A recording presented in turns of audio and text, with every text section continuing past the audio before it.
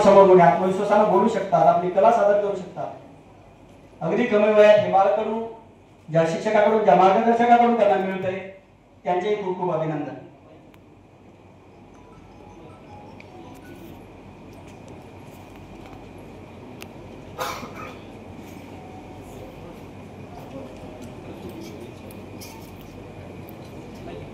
पाणी म्हणजे जीवन आहे. एक वेळ अन्नाशिवाय आपण जगू शकतो, पण पाणी नसेल तर जीवन जगणे कठीण आहे. पाणी म्हणजे पृथ्वीवरील अमृत आहे. त्याचा वापर जपून करा. वेळेवरच आपण पाण्याची बचत केली नाही तर आपल्यावर खूप मोठे संकट येऊ शकते.